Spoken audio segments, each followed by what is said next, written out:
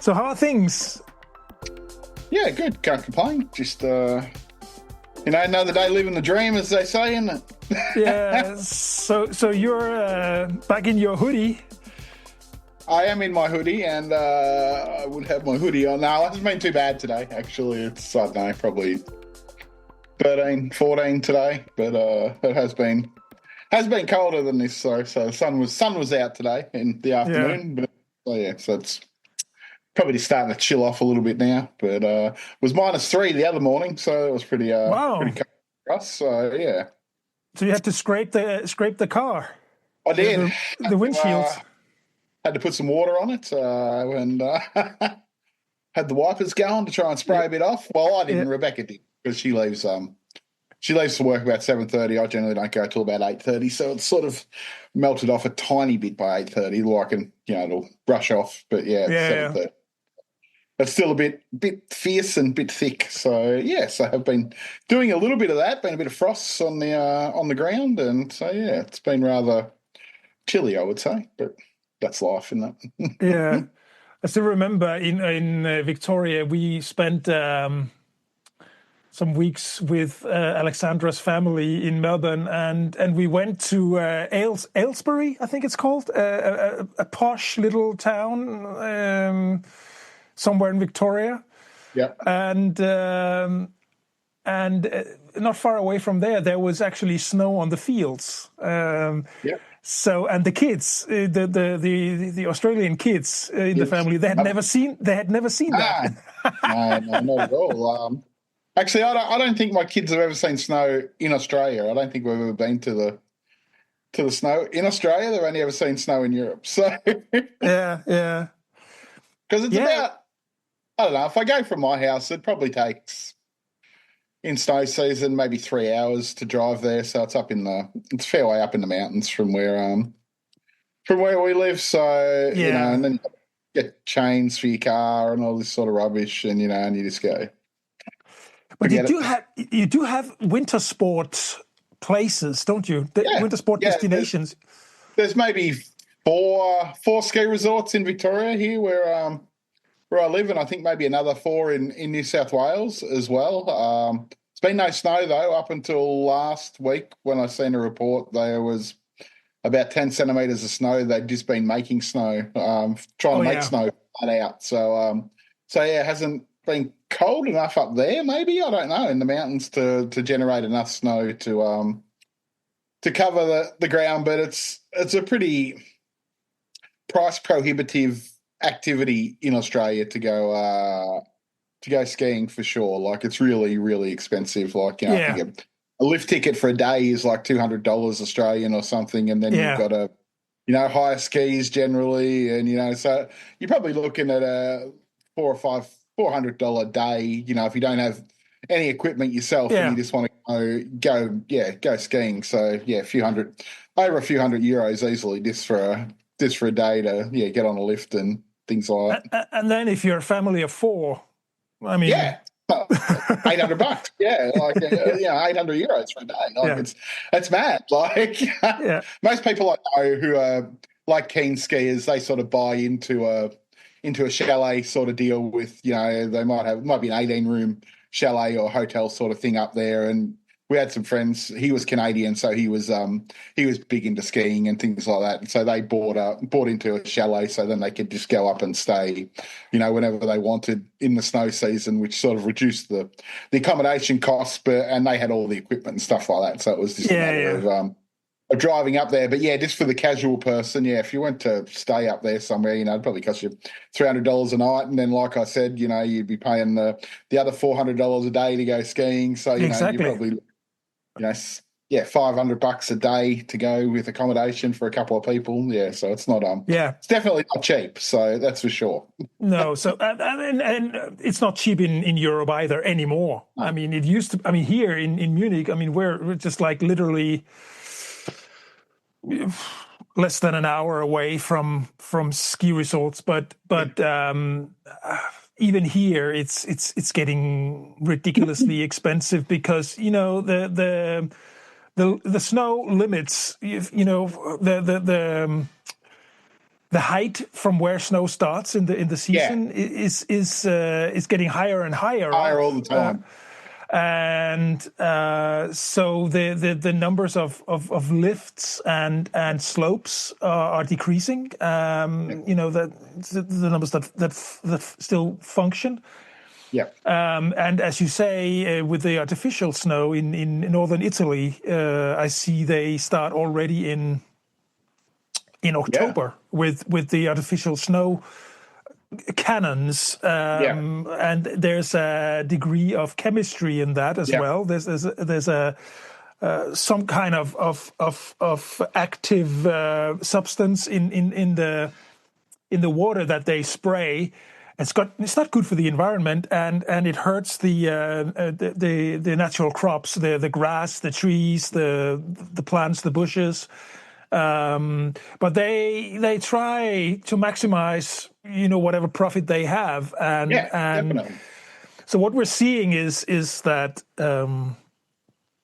more and more hotels and resorts they transition to all year programs, sort of hiking and biking, stuff like that. They do that here too, I think now. Yeah. And that's good. I mean, because 30 years ago you would have hotels that would only be open in the ski season. In the winter, There's no business in that anymore. It's not enough. not at all. You get tattoo? Oh, you just got something written on your arm. Yeah, I do. Yeah, melody first. It says. Okay. That's my mantra in my other life where I do music. So it's a songwriting mantra, melody first. And I was sort of thinking about my wife and I were getting into the age plus 50. I was saying we can do stuff that we didn't dare to do earlier. So we're getting tattoos. I also have like you can't see them. It's back a little bit. Waves. Waves. Okay. When'd you get that done? Because I remember we talked about this a while ago, and you said, "Oh, I might get some music type, tattoo going." It's a couple of weeks ago. I got this one. So no, it's I've always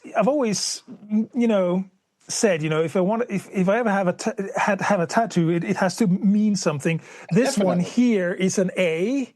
Yeah. And that's our son Anton. He wrote this. He wrote this A. This is his handwriting.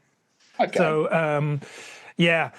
but Alex only has 2, and I have these 3, and we'll see about it. I'm not sure I'm gonna do much more, but it's kind of once you start, it's you just want to get more, don't you? Yeah, I know. I hear. I haven't got one in about a year, so I'm probably due to go and get some more soon. Yeah. It's funny you ask about this, because I said if I ever have more than just the waves and the A, I need something that's sort of a conversation starter. Because and people, they do all these nice drawings and whatever, but I wanted something that meant something very personal to me, and so when people ask, we can start by talking about what it means. And definitely. Yeah. So it's do you know globally the most common tattoo, what that motive is? No idea.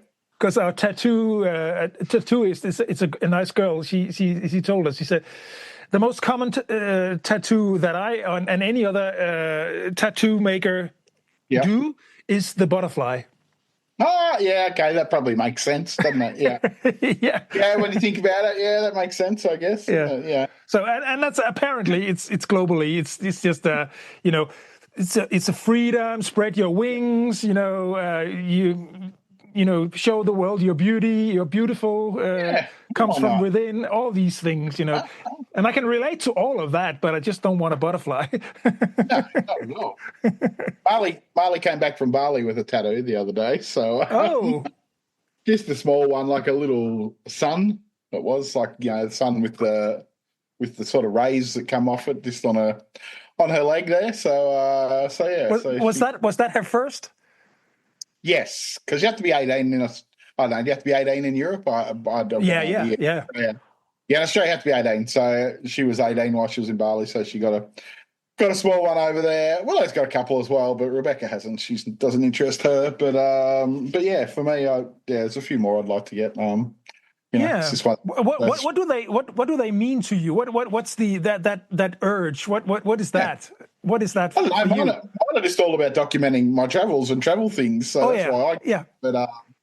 But Which yeah, so I don't know. I guess I'm a bit like you. I don't understand people who just get them because they say that looks like it's a nice picture. Like well, it's there's plenty of really should mean something, not just be a picture. Like a girl I actually work with, she rolled up to work the other day and she had a new one. She had this really nice fine line design of the Colosseum that she'd got done because she'd been in Italy oh last year. So wow, and it was yeah. really, really, really That's nice and really descriptive. So yeah, looked quite looked very nice, I must But say. it actually makes sense because I mean the waves that I just showed you they Yeah, symbolize the North Sea in Denmark, yeah, which yep, is a place we go. We're going to go in a few weeks as well, yep, and we go every summer to yeah, to the North Sea yep, coast, and it's in the good old days you would get a stamp in your passport.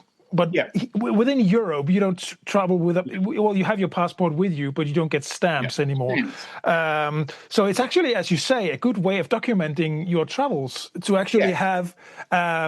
Do you get the tattoos when you're there, or do you get them when you get No, back? I've only ever got them in Australia, so I would Yeah, like to get them while I'm there, but yeah, I don't know. Well, I'm not sus, but Rebecca's always like, you don't know if they're clean over there, especially in Asia and things like that, true, So true. Yeah, I've always got them here when I've been back home and things like that. So, but I used to you, have a tattooist. My tattooist used to be like just at a town about 20k away, but now she's opened her own shop at a town about 80k away. So I've really got to sort of plan a few hours or something like that to go and get wow, yeah, yeah, all done or something like that if I'm going to go and get some more, which I will. I'll probably go get some towards the end of the year.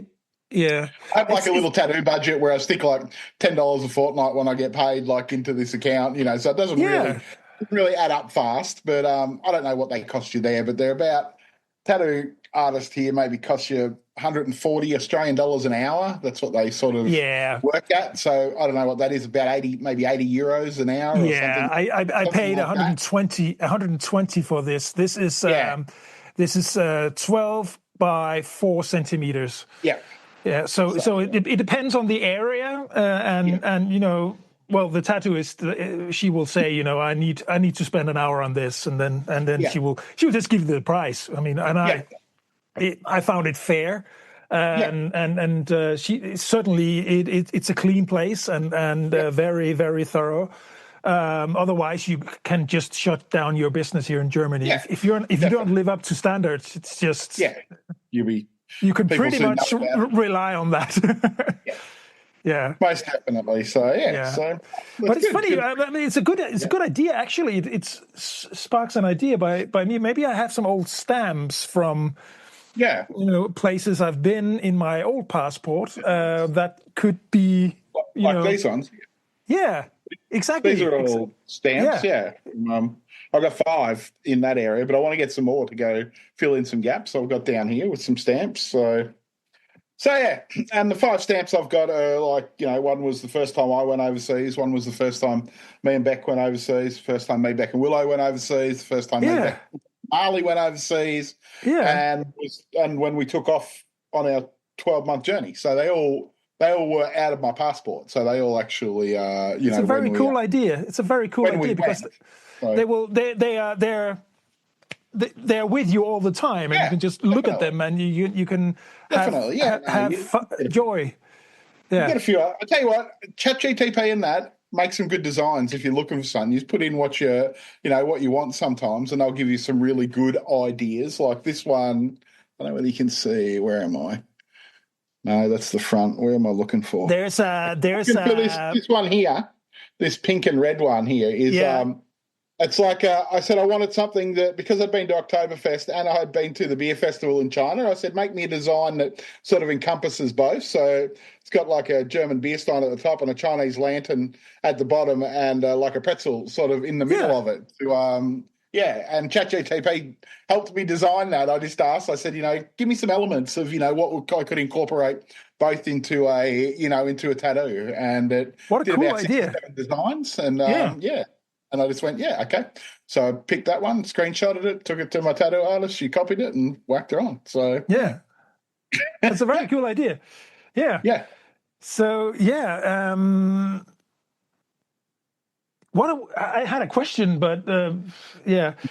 So we're getting into the summer season. There's only a couple of weeks of the school year here left, and then we're off. Yep.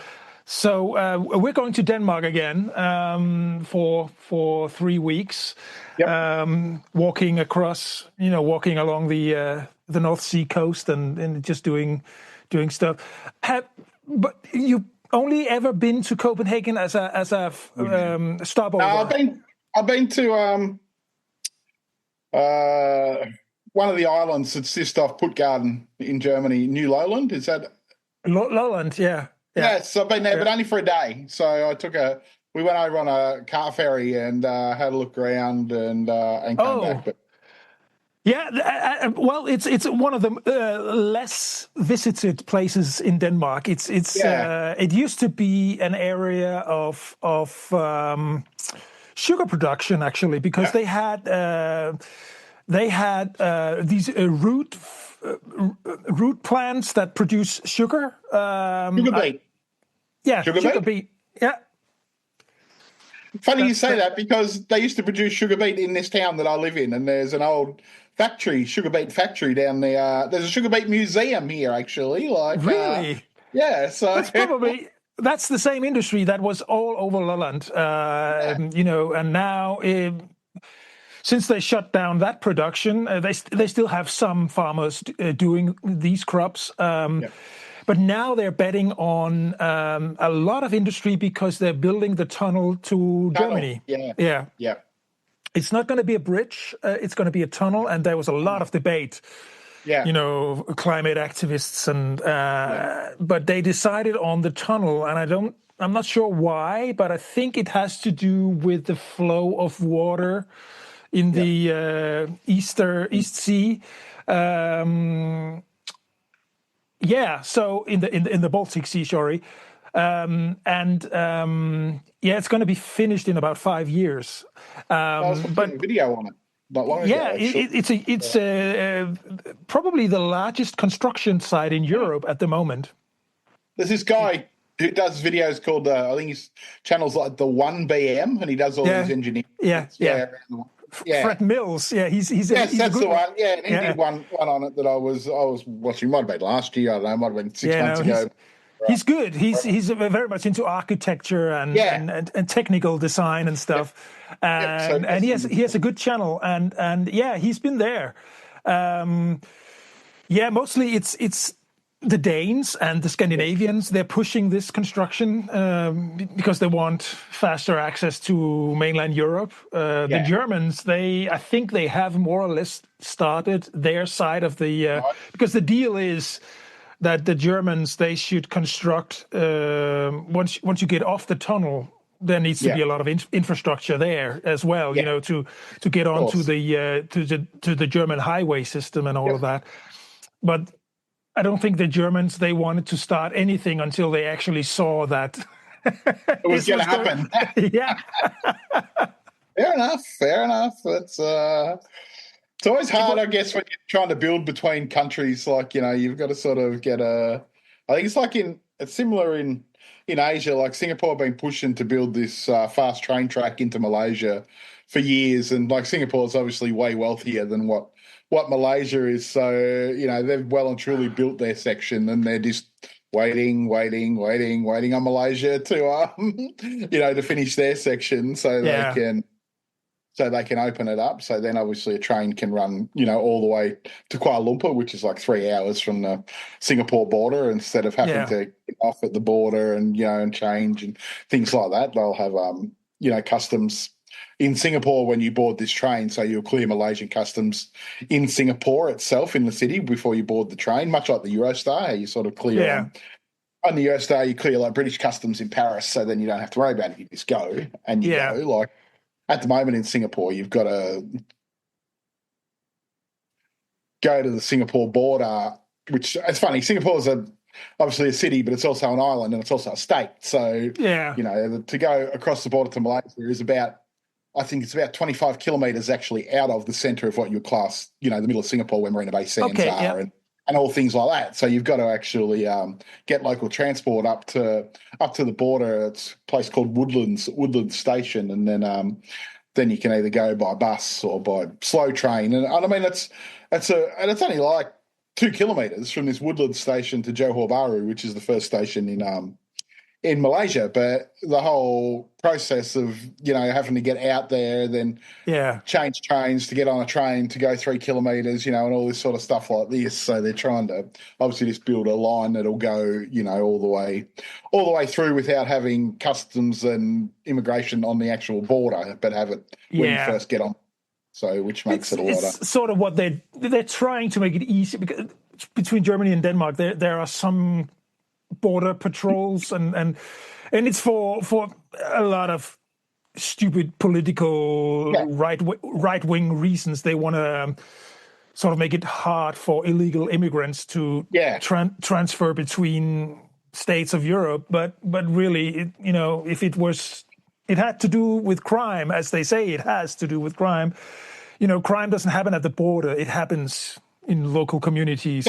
So I mean, it's all psychological, in my opinion, and it's time consuming and it's just annoying. But they are trying to ease that whole flow, that whole administrative and controlling part of things. So what they do between Denmark and Germany is that they on the last stop in Germany. The Danish patrol, they come on the train and they sort of, and or if that's not possible, because that's not always possible, then they do it at the first stop in Denmark, and that's where it gets annoying, because then the stop takes like 10 minutes. So and vice versa. So the Germans do the same thing. So they control. And it's just, I don't see the necessity. It's just, but it's my opinion. No, I hear. I remember that happening. We were on a bus, I think, from Hamburg to Amsterdam, and I don't know whether it was, I think it must have been when we entered Holland or Netherlands, I think, and they all came, checked your passports. And then I think we went from Amsterdam to France, and so we went through Belgium, so then they stopped in Belgium as well. And checked going into Belgium, and then the French border police checked going out of Belgium. This was numerous years ago, 20 years ago. I don't know. It probably doesn't happen as much now. It may, I'm not quite sure. But this was on a bus back in them days. It could have to do with the fact that until recently, Holland was one of the only countries in Europe that had legal pot. Yeah. And so there's some traffic and smuggling and stuff, but now most of European countries, they actually have legalized more or less pot. Yeah. So I mean, here in Germany, it's legal. You are allowed to grow your own weed and carry it with you. So for own consumption, obviously. So most definitely. Borders are a funny thing. But speaking of borders, I see Australia's going to drag itself into the digital age. We're introducing a digital customs card next year, finally, that you can do on the plane on your phone instead of having to fill in sorry, I don't know if that's popping up. I had an update thing popping up on my screen. So finally we're going to get a digital customs declaration form that we can do on the phone on the way into Australia, instead of answering 45,000 questions on the little card. Have you got any food? Have you got any money? Have you been on a farm? Have you got this? Have you got that? Where have you been? What have you doing?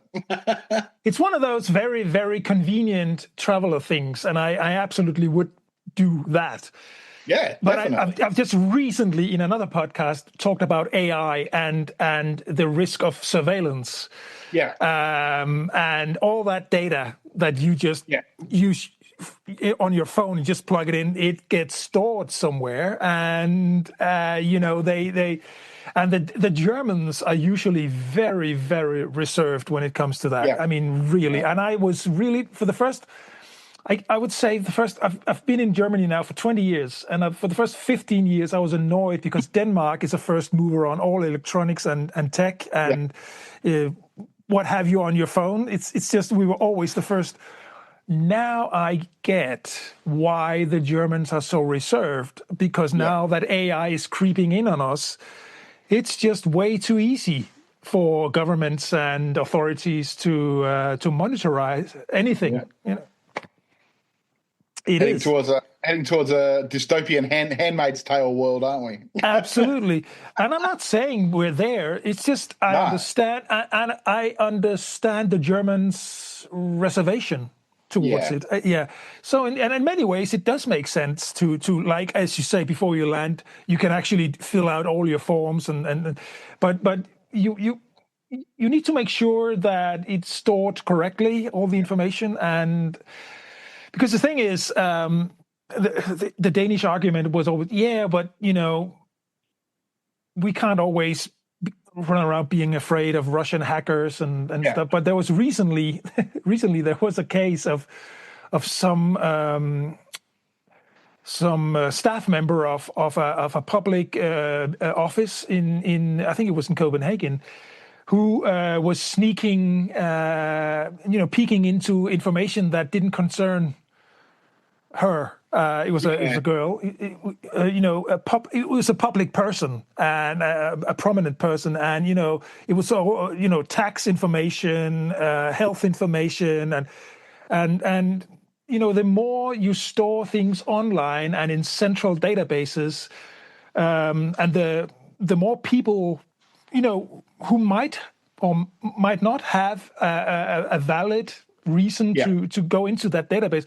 The more people who are interacting with these systems, the higher chance of someone getting tempted to just look into things that are not Yeah. of their concern or shouldn't be Most of their concern. definitely. Yeah. Especially with at your fingertips, isn't it?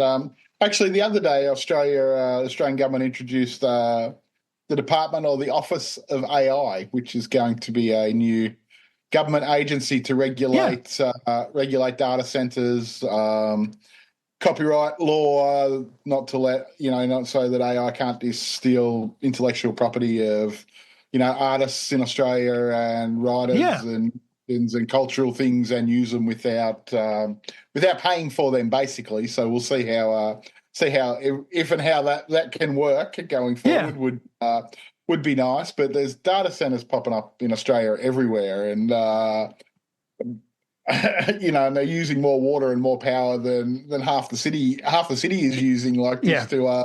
just to run them. I think there's about 6 on the outskirts of Melbourne, and apparently they're using the equivalent of like 20% of water of what Melbourne would use, to keep these things cooled, keep these centres cooled down, and things like that. So Yeah. it's Wow.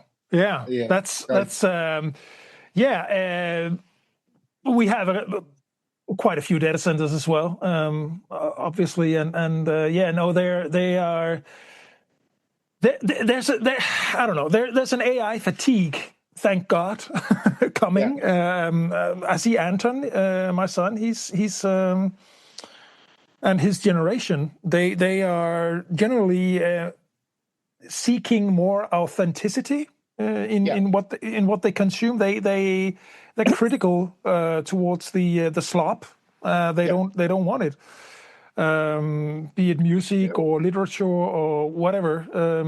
Did I, did I see what's the music streaming channel? Spotify, Spotify. They remove like 75,000 songs or something off there today. 75 million. Million, yeah, songs Yeah, of AI generated or yeah, something yesterday, which is good. I mean, there's got it's got to all be kept in perspective. Like it needs to be helpful AI, not shit AI. If you're Yeah, gonna I honestly use it. do not see why AI should take over art and music and No, of literature. course And not. let humans have an X factor. I call it the X factor, the human X factor. It's. I mean, we are creative, we're innovative, Yeah, we think holistic, and we can do things that any algorithm wouldn't expect. no, Even though people living in the AI bubble, all the expert, they always say, it's only a matter of time until AI will take over. And I don't see why, for my logical sense, why would AI take over anything that we humans enjoy doing? I don't see why. what's the use in having humans? That's the dystopian angle there. Yeah, isn't it? But Everything. we don't have to let AI take over just because some investors can Yeah, see some perspective in this. It yeah, doesn't mean that this is the right way to go. And I think we're listening way too much to the AI bubble at the moment, yeah. because Well, that's it. it's not. So I'm not that concerned. I think AI has absolutely there's perspective in that, and it could take over all the routine jobs, the analysts, Yeah, a lot of law, legislation, yeah, stuff. The stuff that you pay these highly spoiled and pampered consultants that work, yeah, in and just do glass towers. nothing. Yeah, Those people, they can definitely be, they can be, replaced, yeah, and that money can be rechanneled back into government projects that actually complete something or accomplish something instead of someone just sprouting off and doing nothing. There's yeah, there's a lot of that going on in Australia at the moment. There's like I said, there's sort of a big move away from the political parties. And every time I look at TikTok, there's certain independent senators that are in parliamentary committees saying, well, you paid this consultant $200,000. What did he actually do? And they're like, well, actually, we don't know. Like, what did he yeah, report on? I haven't got that information. All yeah, this sort of rubbish like this. Well, who did he know? Whose friend was he? He was obviously someone's yeah. friend. Now he's getting paid $200K to be a consultant, and he actually didn't produce anything. So, what are we? What are we doing? Why are we There, paying there, these? there are so many cases of situations where I sit back and think, did you guys have an adult in the room when you made this decision? Yeah, I mean, how would it's so funny that you can't, too many people working in governance and using public money, they can't see the other side. How is this going to be perceived? How do we, how will people see this if we make this decision? It's just, I mean, you have spin doctors obviously, but they also have their own agenda. So I mean, too many. There's too many career politicians. there is. It's Yeah, it's it's the technocratic regime. They yeah. go straight from university into government work. Yep. And that's all they do. And of course they're not gonna of course they're gonna look after themselves if that's their career. They're gonna Yeah, legislate and do things to help themselves and, give themselves pay rises and make themselves entitled to this in retirement and all these sort of things like that. And it's we all a used to bit have. I think I mentioned over. this before, but in Denmark we used to have like a blacksmith as a prime minister back in the Yeah, '80s. He was one of the yeah, most and that's popular. He was a working man. He came from the working class, and he stayed in his tiny flat all the way through his years as prime minister as well. Obviously, they increased security around it, but but big business, big politicians. Speaking of big business, I watched a interesting documentary on IKEA the other day and about their forestry practices in Romania, because that's where they own sections of forest in Romania, and they're meant to be harvesting it ethically and ecologically and replanting and all this sort of stuff. And they're just felling areas, because they're paying this. It was a Danish report, and they reckon they're paying off certain parts of the local governments to let them fell these trees completely instead of apparently some rule where you can only you've got to leave one tree every 6 meters or 6 square meters or something like that, so it can all grow back, and things like this, and they're just clearing big swathes of it, and whether it's IKEA or just the contractors, I mean, in the end, I guess it falls on IKEA because they bought these parts of forest to. So they had, like you said, so they sent this guy kept requesting interviews, so they sent a spin doctor from IKEA out there, to have an interview with this guy in the field. Obviously, I think I saw that report as well. Yeah, it's true. And they have been getting some critique, IKEA, because they I mean, I don't think they can ever get enough lumber or wood tree. They produce so much. What they are doing now here in Europe, at least, they are actually trying to initiate some programs where I don't think they buy back their old furniture, but there's some sort of recycling program they're trying to in order to soften the hunt to please the public, and also to not be too hard against nature. I mean, in the end, all big companies, it's all about the profit, and they've got to have a certain degree of spin or appearing to be doing the right thing in order to make the public persona, look acceptable, I guess. Not just IKEA, I mean, just companies, in general. In general, it's just some companies are unlucky and, someone gets on an expose and says something, but I'm sure there's, 90% of companies are all the same, like pharmaceutical companies, they're all... they're always... looking for that next investor. It's the same thing we were just talking about the AI bubble. When they talk, they want to install a certain sense of fear of missing out. So if if governments do not invest in AI, they're gonna be left behind. That's sort of the feeling they wanna initiate, and they have an interest in the thing is, we are all dependent on technological infrastructure. So the more you have these data centers, the more microchips are going to be used, and there's a huge amount. So Apple just increased their prices quite significantly on new hardware because. It's just there's a big shortage on like hard drives because AI is using them. AI is using them all. Like you used to be able to get an SSD, like an external SSD drive, like for a couple $100 for 2 gig, and now they're all like 400. Doubled in price because all the hard drives, all the data drives are all being used in AI and not here. Like even the little SD chip sort of thing. Like used to be able to buy 128 gig Samsung, like a really good quality one, for about $60. I looked the other day and it was $150. Like wow, now like they've doubled the price because the companies are all making them for servers. Like there's a company called Crucial who I'd had an SSD off, and they only announced 6 months ago they were stopping making now drives to sell public. They're just going to make drives to sell to to AI centers and corporations that need them. In their hardware instead of the public because there's more money and more profit to be made selling them that way. Like it's a short-term decision, of course, because in the long run, if we can't upgrade our hardware, then why do we need the AI centers? That's dead right.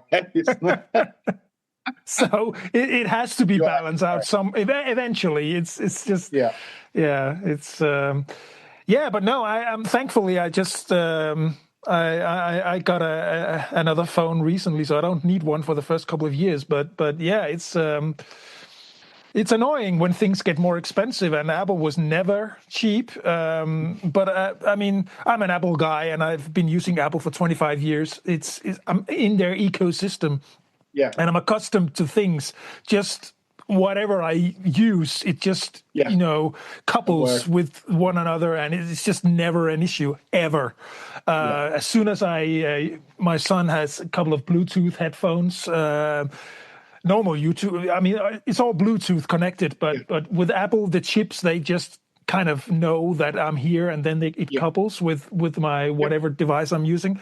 But with Anton's headphones, it's always, have you decoupled with the previous device? Otherwise, it can't recognize your next device, and it's just. Yeah.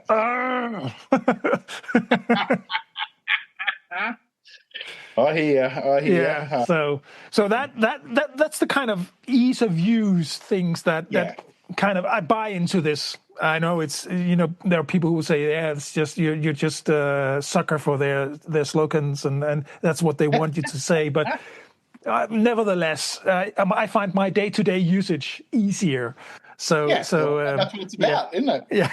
That workflow and ease of workflow and life flow, isn't it? Like Exactly you right. can make it. I actually had that thought. Like I've been booking some stuff in China, and I'm like, should I just walk out of the airport and get a taxi or like a ride share in China? It's called Didi. It probably cost me $6, or I can book a transfer and it's going to cost me $30, but I know someone's going to be waiting there for me, and I'll be able to walk straight out the door and get in a car, and I'm not going to be sitting there trying to dial up a ride share and then going, yeah, okay, it's going to be 20 minutes or it's going to be 30 minutes, or where's my Yeah, buy off point between paying a little bit extra to know that I can walk straight out of an airport, get in a car, yeah. and have someone drop me to my door, or have to walk out of the airport, stand there with my phone, trying to hail a ride. How long's the ride going to be? What if there's no cars available? What am I doing? Like things like that. So yeah, so it's all. I'll tell you what my concern would be in that specific scenario would be, what's the end cost going to be, and that's uncertain. Yeah. So I would be afraid to get ripped off. No. So Diddy, much like Uber, tells me the price. So there's no problem. Oh, it does. There's no problem there. Yeah, I know the Okay. price. It's just a matter of in China too, like, because you can't actually read many of the signs. Like, it might. Oh yeah. So you got to also rely on your GPS being precise to say you're at this exit or you're at that exit. And things like that as well. So there's always a little bit, and yeah. So I just went, no, I'll just pay. I'll pay, and it kills me. It goes against my grain because there's a little bit of adventure of walking out the airport and going, okay, where am I going? Like, who can pick me up? And things like. But that's actually an interesting perspective or a topic, because previously one of the most obvious tourist scams would be like tuk-tuk or taxi drivers. You sure. just get ripped off. Now we're sort of getting accustomed to knowing the price beforehand. Definitely. Look, I don't reckon there's too many people that would have travelled, 20 years ago that was never ripped off by a taxi. Of course, we've all been there. Ho Chi Minh City, we got ripped off. Actually, twice I got ripped off. Actually, I got twice ripped off in Ho Chi Minh City. So, once was actually both were stupid. Like, one I just got there and he couldn't actually get my head around the money, and the guy's like, "Yeah, that's this much." So I just handed it over, and then I worked out when I got back. I just paid like $100 Australian for for what would be a $5 taxi. And the second time, the guy actually grabbed the money out of Rebecca's hand and sleight of hand, like, fucking whipped out like 500 of their money, which was $50 without us even seeing, like, both times. Like, so I am actually really weary about taxis. I would never, ever get in a taxi, ever, like, just off cup, pretty much. Not in, I know it sounds bad. Probably, yeah, in most countries. In Australia, I would, because I know I'm not going to get ripped off, I would think. And in Singapore, in China, I would. I would trust that I have got in taxis before, and I would trust that there's not so much a sense of being ripped off, possibly. Okay, yeah. But like places like Bali, I would never get in a taxi. Thailand, I would, but as long as they've got a meter, like, if you can see a meter, you're generally okay, but like sometimes they don't. But they have different fares. They have different. I know. But I couldn't tell you actually the last time I just got in a taxi. And most taxis these days, I don't know about Uber because I don't use Uber, but there's none here. But so in central, most of Asia, you use Grab, and in China, you use Didi. But most taxis are now actually on these apps in Yeah. Asia anyway, so you can actually choose a taxi or you can choose a private driver. So, and the taxi still gives you a price, but it might give you a range. So it might say in between 35 and 40, like not an exact price, whereas the car will give you an exact price. But I guess one thing about ordering a taxi is generally they're neater, I guess, whereas sometimes Yeah. people with a private car may not be quite as neat. But I don't know. Like I said, I don't use Uber only because I live in a small country town and Uber doesn't exist where I live. But in In Melbourne, it Melbourne, it is. does. Yeah, but with Grab, you can choose like different types of cars from, really cheap to executive, and so there might be 5 different cars you can actually choose to pick and get in from, vans. They have everything on it, like a Okay. van, luxury sedan, 2-door sedan, 4-door, depending on what you're looking for. Yeah, so there's a whole range of different cars you can select depending on what you want. And sometimes in China we take the executive, it's called. So generally it's a nice big new flash car, and the guy's in a suit, and and you got a bottle of water in the back with you, and all those sort of things. Oh, And sometimes it's only 10% dearer than what the well, standard yeah. So car is. So, and if there's 4 years, or like we've had in China before with all of us, it's more roomy, and I'm a bit bigger, and so yeah. yeah, I appreciate a bit of room when there's when there's some. So yeah, so we will often book an upgraded one. But yeah, I always always use rideshare apps everywhere. So, but hence in China this time, which I will, but I was just more in the fact of, do I want to just walk out of the airport and wing it and go, can I really be bothered? I just want to walk out and get into a car and have someone standing there at the gate holding my Yeah. sign, holding my name, and go, okay, let's go. So I did, and and like I said, I probably paid 50, 60, 70% more than what I would pay for a local. So there's going to be a guy with a sign waiting for you. Yeah, Yeah. yeah. So I was only going to book one. Like, we're arriving in Harbin, in this place in northern China, at 1 a.m. in the morning. So, and it'll be minus 20 degrees. So, and I don't want to freeze standing out the front waiting for Yeah. a cab. So, and the airport was 38 kilometres away from the city centre. So I was like, yeah, okay, we'll cough for that one. It was $50, $50 Australian. So it was about, I don't know, 25 30 euros. euros. Yeah, 30 Yeah. euros, something like that. 30 Yeah, euros. which is okay. Do you know, But this other, is it interesting because exactly that kind of like 38, 40 kilometers fare from the airport in Munich into the city center, guess what that would cost you here? 60 euro. You can double that. 120 euro. Yeah.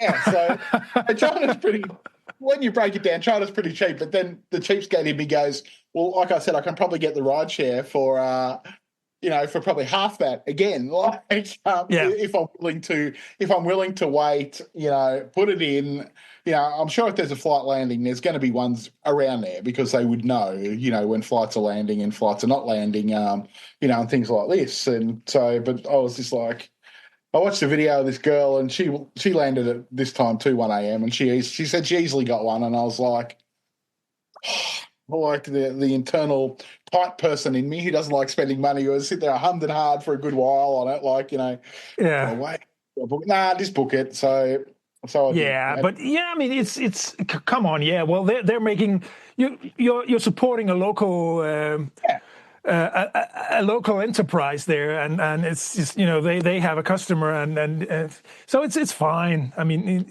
as long as you can sort of know that you're not getting ripped off, you get some service for that. Well, and like you said, when you compare it to Australia, same here. Like, if I was to take a taxi for 40 kilometres here, it would surely cost me, $100, $120 Australian. Yeah. So Yeah. you go, well, I'm getting from an airport at, at 1 a.m., going 50K, and, it's costing me $50. So it's not too bad. And it was the same as the other one I was looking. I looked at, so I was going to book one in Xi'an as well, and there was only $30 and it was 35 kilometres. So, but it was mid-afternoon, 5 o'clock. So maybe it was a bit cheaper because of the time frame, and it wasn't 1 a.m. 1 a.m. in the morning. So, but once again, that one I probably could have handled easier because it was mid-afternoon, so there would have been Yeah. no hassle. You just sort of, when you experience something once, it sort of puts you off. Like the first time, not the first time we went to China, but the first time we went to see Willow, like we got to the airport there and it was sort of late at night. And even though I had a car booked, this guy didn't come into the airport and no one spoke English. So we were running around for about 30 minutes trying to figure out where this exit was. Like, and it was getting where he was like, he's like, I'm at the north gate behind here. And I'm like, I'm asking people and they're like, I don't speak English. Like, Yeah. Oh man. we going here? Like, what's going on? That would that would make me It's okay. uncomfortable. It would make me uncomfortable because Yeah, I mean it's just you're obviously a fish out of water there, in yeah, that. definitely. So And it had been, we'd been flying all day, so it'd been like 18 hours since we yeah, left home. Yeah, so I'm like, yeah. okay. So that's one of those joys of traveling, because, Yeah, as we say here in Germany, and this is the whole reason for this podcast. I mean, yeah, when you travel, you have stories to tell. you do. Like, and I think the older you get, the less tolerance you have for the ifs, maybe the ifs, buts, could have Yeah, been, sort of want a little bit of structure to it. So I'm like, okay, on this trip, where we fly, I will get a transfer. Where we go by train, we'll just get out of the train station and either try and catch public transport, or we will just go outside and yeah, book a ride share, because we're gonna, most of it will be via train. So we've booked 2 flights, one into northern China, into Harbin, and then a plane from Harbin to Xi'an, which wasn't on the list, but we're going back there because we want to go see Terracotta Warriors again, and a few different bits and pieces. And Xi'an was probably my favourite city of all time in China when we went there 6 or 7 years ago, because it's a long way east, so it feels more Middle Eastern. It's all Central oh, Asian, because it's the start of the official start of the Silk Road. So there's a lot of Middle Eastern, well, Central Asian sort of feel about it compared to the rest of China. So I really enjoyed it last time. So we added that into our schedule. So we're going to shoot over there for 3 days. Once again, it was more a money thing. It was more by chance, because I needed to fly from Harbin to Chengdu, where the pandas were, and the flight price was like $575 a ticket, and I was like, bloody hell, that's like really expensive for, like, it's a 5-hour flight, so it's a fair distance, I guess. So yeah, okay, yeah, it's probably warranted, but you just go, when you get used to budget airlines, that fly for a couple of $100 for that sort yeah, of.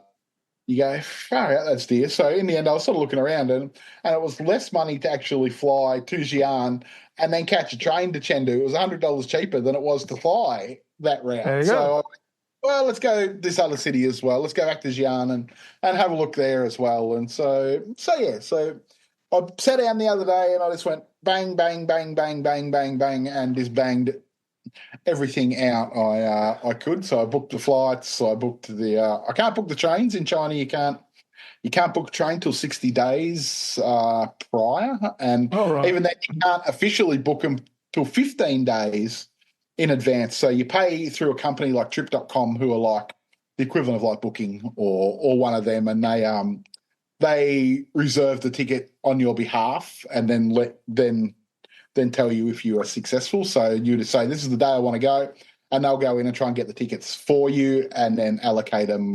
Yeah. So I've used them twice, 3, 4 times before. I've never had a problem missing out on a ticket that I wanted. So No, okay. it was, yeah, they're like one of the biggest travel companies in the world. They own Skyscanner and a few others and things like that. Trip.com do. So a very big company, Chinese company as well. So they would have a foot into the railway, because they're only one of the few sites that sell train tickets in China. So I'll book them all through them when it comes around. But actually, I nearly booked my whole trip through them, because they often have a lot of hotels too that you don't find on Booking.com and Agoda and places, and Expedia, because Okay. Yeah. they are Chinese, especially ones in China. So So So yeah, so I booked. will you get like better accommodation when you are there hotels that where usually only Chinese people go? I mean, Yeah, there is yeah. definitely, and sometimes they don't allow Westerners there. Like there's Chinese only Oh, hotel. Yeah, mainly just oh, because that's they're not set up with the system that the government requires. Like the government, a Chinese hotel's got to fax your like passport copy of your passport and details through to the local police within like I don't know. I don't know what the law is: 12 hours, all six right. hours, 4 hours, something like that of you landing and stay or of you checking into their hotel. So Yeah. obviously hotels have got a probably an automated system where that happens, but smaller hotels, are probably are not equipped and set up to do that quite as Okay. easily as say the chain hotels and things like that. So there's some hotels that don't accept foreigners at all. So but you don't see them listed obviously Okay. Of on course not. No. but there's a lot of hotels that you see that are that are just Chinese only. But even when staying with like we went and stayed with the family Willow was living with, and we had to go to the police station and present our passports within 72 hours of landing. Yeah. So the government need to know or want to know where where you're staying in China, Yeah. and no questions about what you're doing, but just where you're staying and how Yeah. long you're staying for, basically, and when you're leaving, which is what they'll ask you at border too. But a lot of countries do that, so that's not just a Chinese thing. A lot No, of no, countries, no. how long? I want to say even in Italy, for instance, when we go, Yeah, we like to go to Italy, and there's a particular hotel in Tuscany where I've been coming there for like 25, 30 years, and they always ask to uh, to keep the passport in the yeah, reception. yeah, Safely stored, of yeah, course, but so, and if you need it, if you need your passport for anything, you can just go down and ask for yeah. it. But they keep it previously probably to keep people from so that it wouldn't run from the bill. The bill. Yeah, Yeah, that's probably. fair. That's fair enough. But now it's It's for funny. Like, the tourist authorities. They need to keep track on who yeah, travels where and stuff. Yeah. like a lot of countries tell you, or by required to carry your passport everywhere, but I very rarely carry my passport anywhere where I'm traveling. Actually, China's might be one of the few countries that is an exception to that, only because not really because they want to see it, but because China's so digital in the way it works, your passport, if you book a ticket on a train, okay, in China, you don't get a physical ticket. They hook that ticket to your passport details. So when you go to the train Oh, station, you scan your passport, and that lets you into the gate, the yeah, boarding gate, or yeah, because everything's connected via your identification and your passport. Like even yeah, we're gonna go to see the giant pandas to the panda breeding center in Chengdu, and it said the same thing. There will be no physical ticket. Just bring your passport. Your ticket will be hooked up electronically to your passport details, and you just scan them on the way in. And it was the same as the Forbidden City in China, in Beijing as well. Yeah, everything's digitally connected to your identification in China. yeah. So yeah, Which is a thing they do in Denmark as well, and this is where the don't Germans get they it. You got to trust me. Obviously, places you and things you've done. So I mean, a backward way of tracking what you're doing, but also allocating yeah, yeah, less paper, less tickets, less hassle. Sometimes yeah, absolutely. It's easier, and that's the argument. It is easier, yeah, absolutely. yeah, I can absolutely buy into this. The German reservation comes in now. yeah, definitely. And in all honesty, it's a lot easier too as a Westerner when you're in China and you're getting on a train and things like that, because your passport actually doesn't scan like the Chinese ones do. So they have a separate gate for Westerners, and all they do is Oh, look at your passport, and they go, yeah, okay, and they send you through. So sometimes you get a bit of a free skip to the top of the line as well when you're Oh yeah. Oh, so you're that's a an Western. advantage. Yeah. Yeah, in China, because not all machines will scan your passport. So so Uh, sometimes they have to look at it manually. But yeah, so but you do have in Australia now. You have passports with chips yes, in them, right? Yeah. yeah, we have all smart gate access to everything like you do. You don't even go through customs. You just go bang, put it on the scanner, gate opens, and Yeah. off you go. And that's Mark almost Wilder's back. They yes, say. pretty much. Basically, but then when and that'll be even quicker once they introduce this digital immigration thing that they're going to do. Because still, even though once you get through the immigration gates, you've still got your your customs ticket. So then you still got Yeah. to get in and hand that over as well. So I'll be interested to see once that comes in. Then it might be just straight out the door Yeah. once you fill both in. But actually, quite funnily, in Melbourne, you're often best sometimes to say that you've got something to declare, because no one says they've got anything to declare. So there's never anyone in the to declare line, but the ones that have got nothing to declare, the line is like friggin' hundreds of meters long. Yeah. So sometimes it's quicker to say, yeah, okay, I've got something, when you don't really have it, and just something that might be marginal. Like I've got this it's got a bit of wood on it, or something like that. And you know Yeah. very well that it's not going to be take off you, but Yeah. Yeah. sometimes That's a good trick. yeah, That's a and good sometimes trick. I just say, yeah, no worries, off you go, or have you been on a farm? Yeah, well, I had these shoes and I was in a park, 3 weeks ago, something like, oh yeah, that was ages ago, off you go, things like that. So yeah, there's plenty of ways around it if the line is really long, that's for sure. The thing is, within Europe, because within the EU, within in the airports, you can sort of do the same thing, but there's never actually a customs agent. Yeah. If you have something to declare, you really have to like bang the bell and hey. Okay. Yeah. Yeah. But, and it's just intra EU. It's just we just walk. I Yeah. mean, we don't care. So that's I the think advantage. because we're a big country, we're a big multicultural country, and a lot of Asians live here. There's a lot of, obviously stuff that they eat and drink and grow in Asia that people like to Yeah. try and bring back to Australia. So, and I'm sure like 90% of it gets through because, they're taking your word all the time, mostly. If you say you've got Yeah. nothing, you've got nothing. Like, occasionally there might be a spot check, one in every 100 or 200 people might get pulled through Yeah.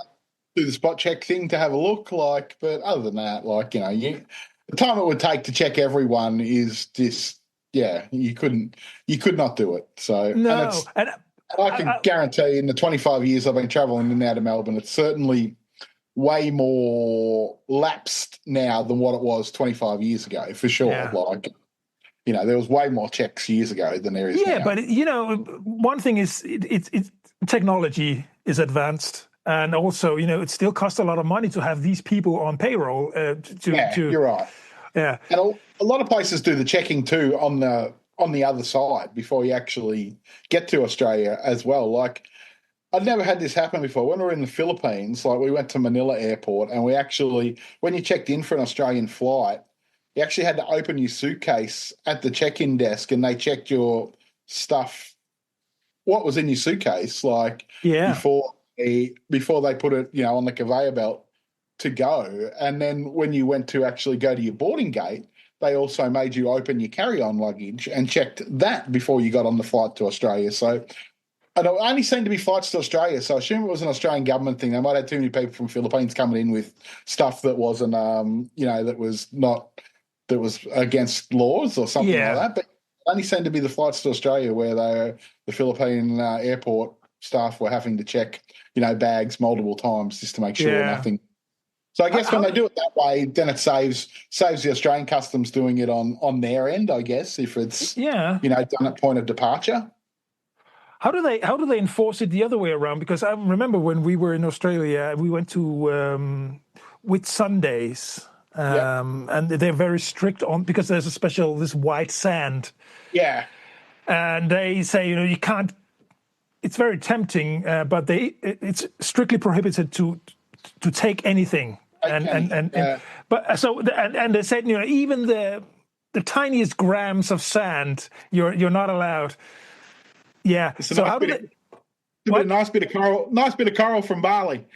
Wow. Yeah. There you go. That would be like, how do they enforce that at the Great Barrier Reef, or because they said, if we catch you trying to take sand with you, you're going to be punished. Well, this was washed up on a beach somewhere on one of the islands off Bali that we're staying from, and I was like, you know what? It's probably illegal to take it, and I'm sure it's probably illegal to bring it back into Australia as well. But it just sits on my office desk here, and I'm not doing anything with it. But so I don't know how they enforce it. There's other beaches like that with white sand that I've read that you're not allowed to put a towel down on them or anything because exactly the sand sticks to the towel, and they're losing so much of this white sand, just by things like that. And it might be in Corsica, maybe that might have been. I don't know, but I read about this somewhere. Yeah, you're not even allowed to put your towel on the beach, because all the sand's getting taken away and polluted, and it's really strange, isn't it? But so they do all these rules, and it's just how do you even enforce it?